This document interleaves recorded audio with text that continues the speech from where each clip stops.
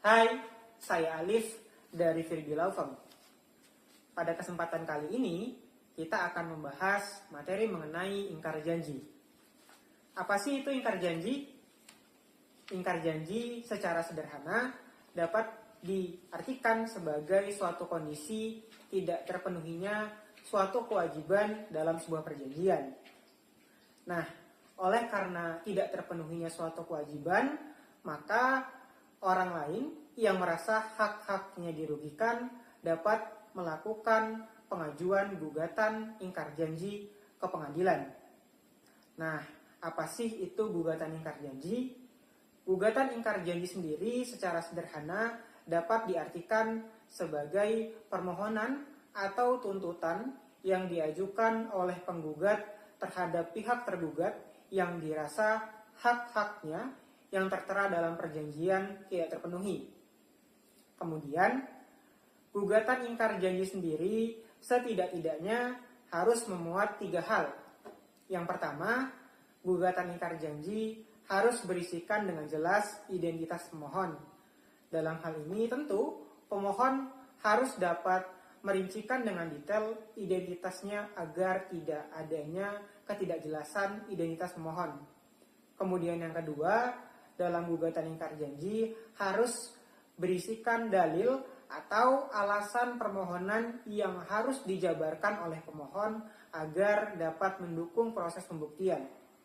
Kemudian yang ketiga adalah petitum atau inti daripada tuntutan gugatan ingkar janji.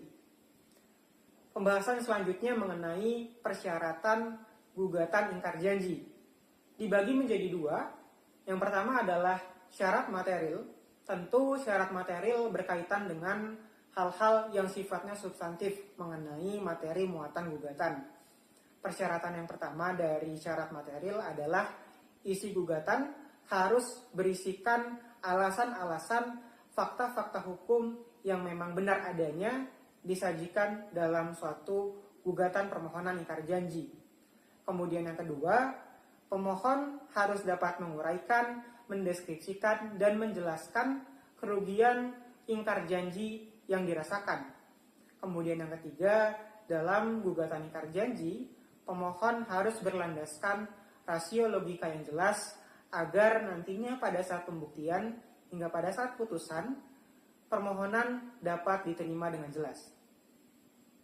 Kemudian yang kedua, syarat-syarat formil.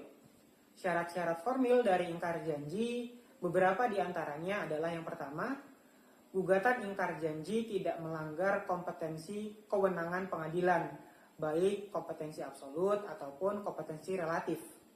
Kemudian yang kedua, gugatan ingkar janji tidak bersifat error in persona. Artinya ada tergugat yang jelas dalam gugatan ingkar janji. Kemudian yang ketiga, gugatan ingkar janji tidak bersifat nebis in idem. Artinya perkara yang diajukan belum pernah dibahas atau belum pernah diadili dalam pengadilan sebelumnya. Kemudian yang keempat, gugatan tidak bersifat prematur. Artinya sebelum gugatan diajukan, benar-benar pemohon harus dapat mempertimbangkan dengan detail tentang apa peristiwa hukum yang terjadi. Dan yang terakhir, gugatan tentu harus jelas, harus tegas, agar gugatan tidak bersifat obscure libel. Pembahasan selanjutnya mengenai isi daripada urutan persidangan dalam gugatan ingkar janji. Yang pertama tentu adalah gugatan itu sendiri. Gugatan diajukan oleh pemohon kepada pihak pengadilan sebagai pengawalan daripada perkara gugatan ingkar janji. Kemudian tahapan yang kedua adalah jawaban tergugat. Maka dalam hal ini tergugat memiliki hak untuk melakukan pembelaan atas adanya gugatan yang diajukan oleh pemohon. Yang ketiga adalah replik penggugat, yang keempat adalah duplik tergugat, dan yang kelima adalah tahap yang cukup penting, yaitu tahap pembuktian.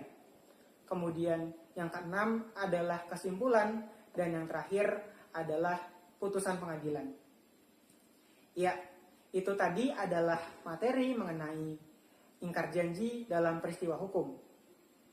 Terima kasih untuk teman-teman yang sudah menyaksikan.